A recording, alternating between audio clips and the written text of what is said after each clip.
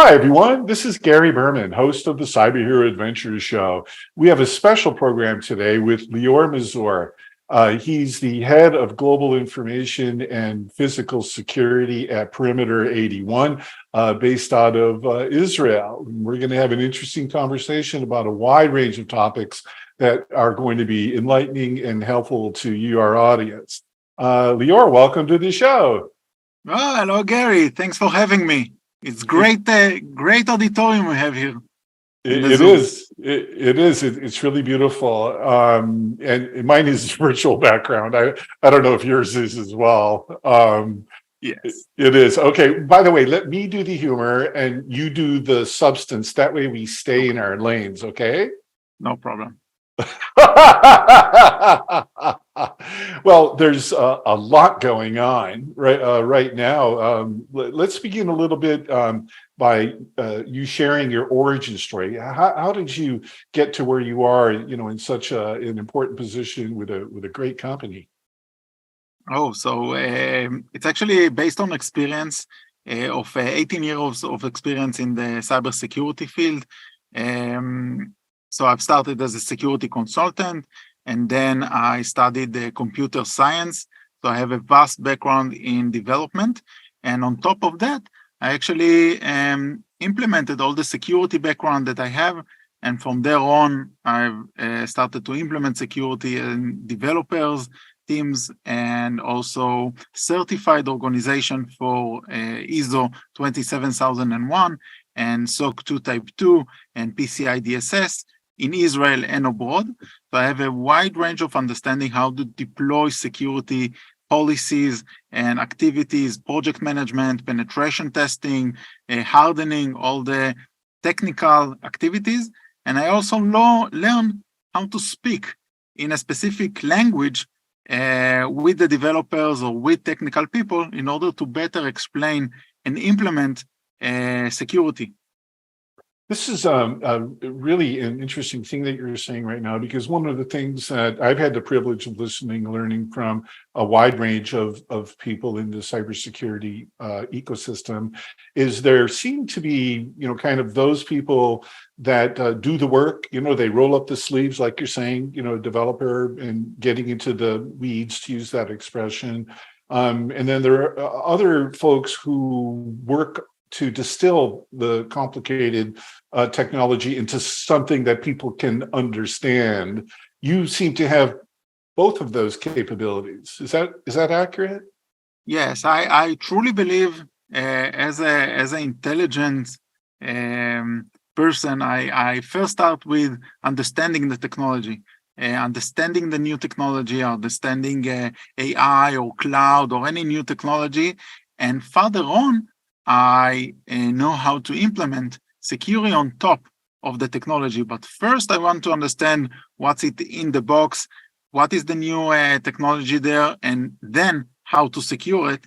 And I think that when technical people are approaching me, I'm not talking just on a high level. I know how to talk on very technical, low level details, and the language are the same. When you are talking with a technical person, explaining what should be done, and you are answering, because there are some not out of the box security best practices, but rather you want to align the security with the business or the business requirement. So I know how to talk very low level, but also on a high level and explaining to a higher management, executives and CEO how to build a security policy, roadmap, and further on. And just to build on that point, there's really an additional, important segment in the cybersecurity ecosystem, which are the marketing people.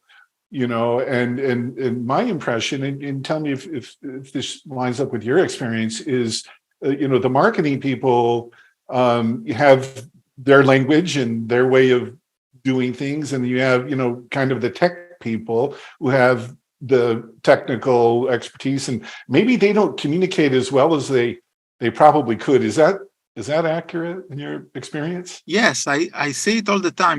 Technical people doesn't know how to marketing themselves or even explain higher management what should be done.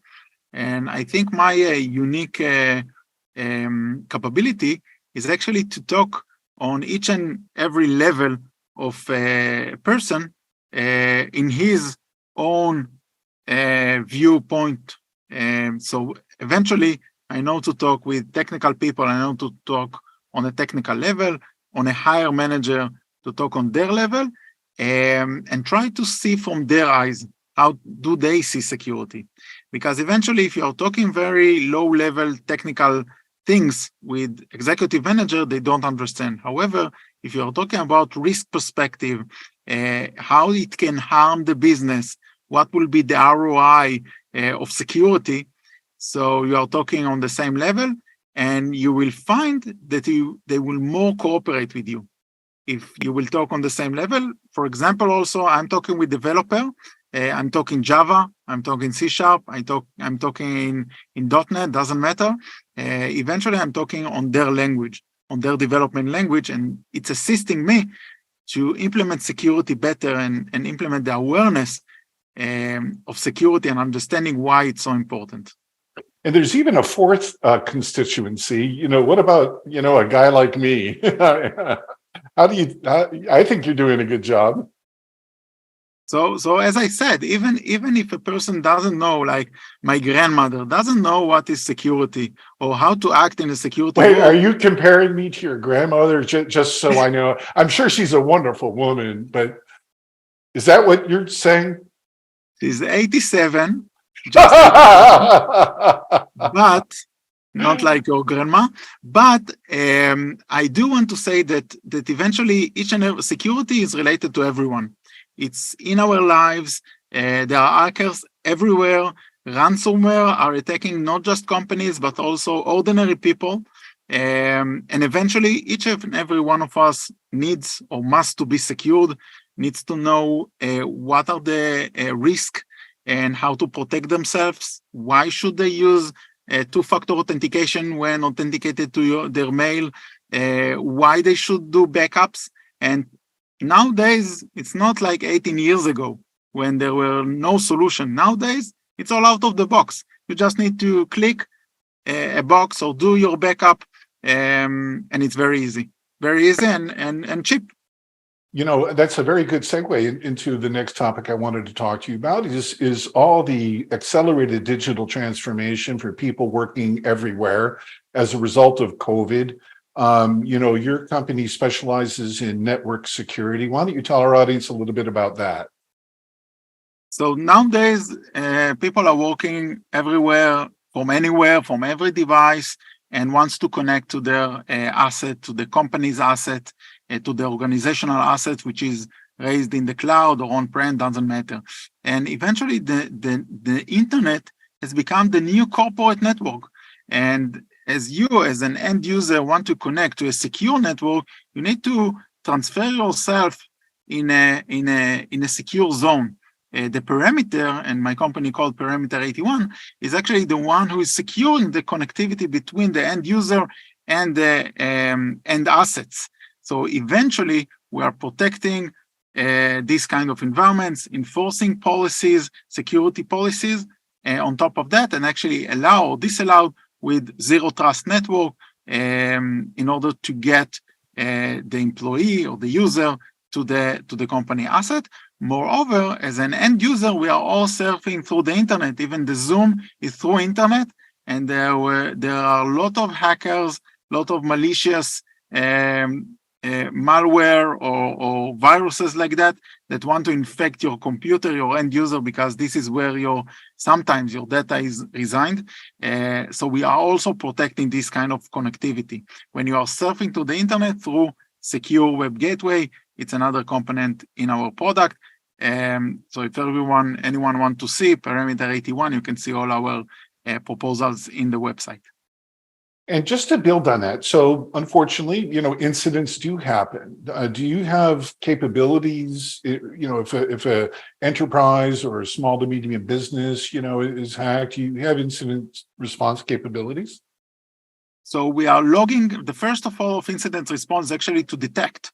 So in order to detect, you need to collect and do the audit trail, the security audit trail, to better understand and alert if there are some malfunction. There might be a malfunction that you didn't notice at all, but you're starting to get the event, and we are seeing those events and can also send it to a SIEM, a security operations center, that can investigate more what is the issue. We are not doing the investigation for our customers, but each and every CISO needs to be aware and understand what are the security capabilities or the layers of security, and get those this information like audit trail or some security malfunction, some anomaly detection, in order to better understand if there is some attack or someone want to hack into your system, and then alert to the relevant response team. And, one of the interesting things that I've listened and learned a great deal about is because of the duration of CISOs or CSOs, maybe, 18 months in a particular position, then they might be moving out to another company because of, financial or personal reasons, or maybe they were unfortunately, hacked, and they're the ones who, are kind of blamed, for it. That the stack, of programs that, let's say, a large enterprise has, might be so large that they don't even know what they have, in their stack, let alone interoperability. I mean, what are your thoughts about that? So I think when a new CISO or information security manager comes into the company, he first need to understand what is the status, like what are the security capabilities he have, which kind of system does he have, and what he's protecting against. So which kind of data and which kind of security measurement there currently are. Following that, he needs to build some mitigation plan based upon the risk posture of the company. So if you are a military, so you are in a higher risk. But if you're a startup company or you are an insurance company, for example, there are some other security risk level that you need to measure. Even if you have some regulation on you. So, for example, if you need to align with GDPR, the General Data Protection Regulation, or the California Act, or any other rule, you need to validate which kind of regulation you need to comply. And if there are some comply issue, so if you are not aligned. So I think the first picture would be to present to the management what is the current status, even if it's not good. However, you need to build, this is your responsibility or my responsibility as a CISO, to build a program, a mitigation program based upon the risk posture of the organization. And the first thing I would advise someone to do is actually to present the risk level, what should be, what are the level we need to go through, what we are aiming to, and build a program, mitigation program. Eventually, the business of the company or the CEO or the executive will prioritize it, okay? Or will take on the other end, will take the risk. And this is also something that you need to measure.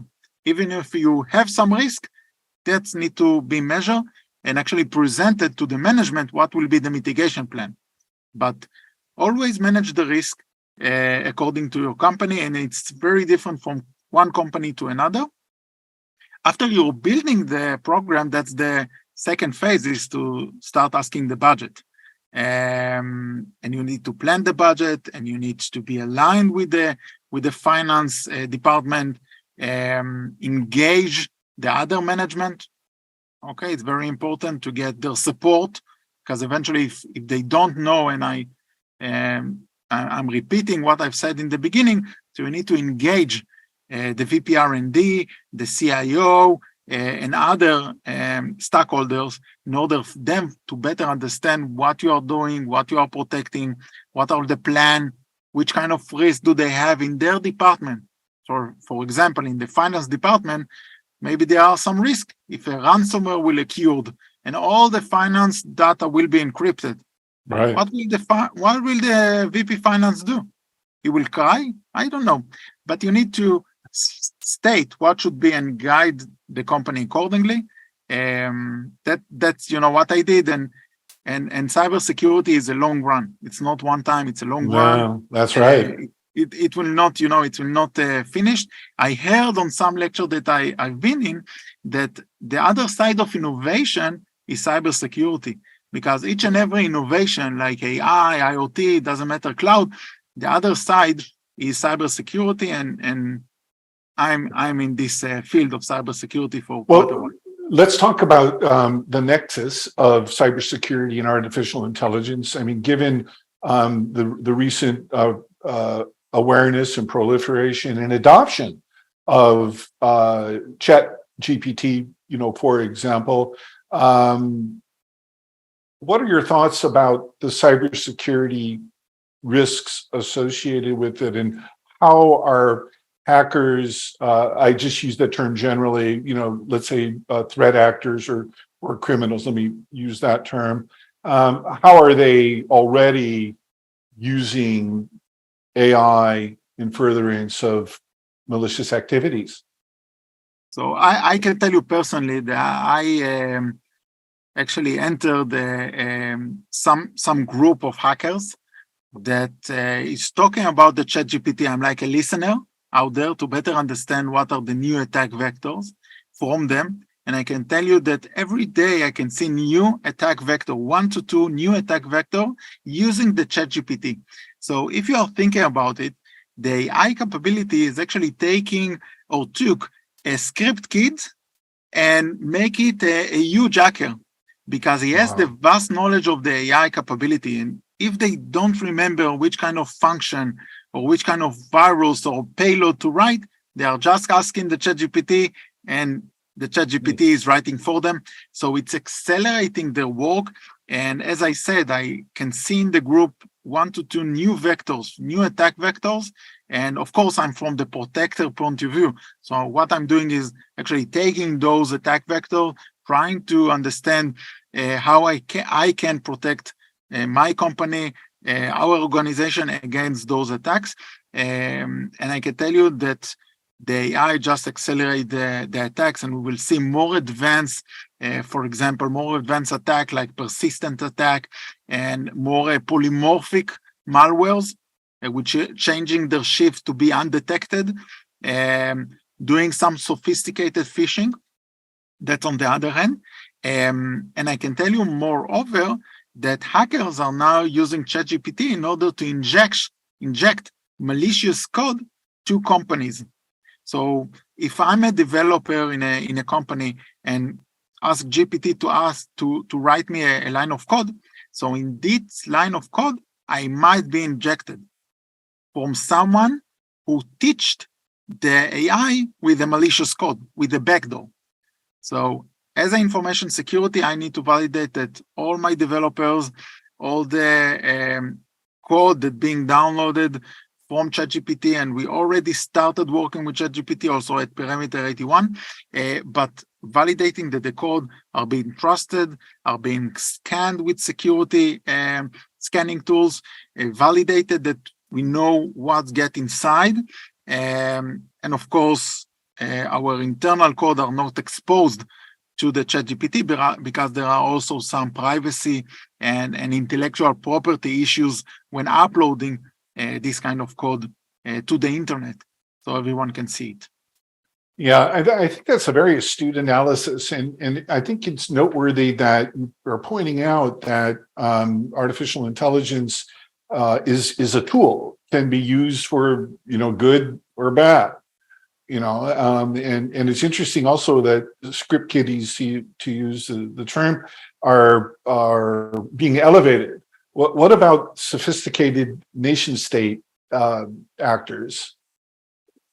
So I don't know, but I'm assuming that they are using the same capabilities. The same capabilities in order to attack, be more sophisticated. Think of a developer that knows everything. Okay, you have a colleague that sometimes you have one like that in the team. So now you have 24/7 someone that you can ask question. He can develop for you. He can work for you. He can do magic thing for you. So you have a nation state capabilities with AI and more than that. And I think that, and I'm now seeing from the protector point of view, we as a protector should also use AI in order to protect from the other side for the malicious AI, let's call it like that. Maybe we'll have in the future machine wars like in the movies, but eventually, yes, I'm as a protector, as a CISO, I also need to use AI in order to leverage my capabilities, my protecting capabilities in order to find malicious code or doing some scans or even find anomaly detection. So I believe that the AI will be developed into two sides. One will be like the internet, there's everything out there, and the other will be for corporate. So we can use AI, and I can see also something that AI are starting to be more and more involved and as part of security products. Okay, startup companies, security startup companies already starting to develop based on AI and leverage machine learning and AI, combining those capabilities inside a security product. And I think it can leverage the level of security in organizations. Indeed. Well, I could listen and learn from you all day. You're so terrific. How does our audience get more information about Perimeter 81? So you can visit our site, Perimeter 81. You can see all our offers and solution over there. You can also book a demo online. You don't need a single customer service. You can, see if it's applicable and relevant for your organization, and contact us. On behalf of a grateful digital universe, Lior, thank you for who you are and what you do, and most importantly, why you do it. And to our audience, stay tuned, and thanks for everything you do. Have a great day. Bye-bye.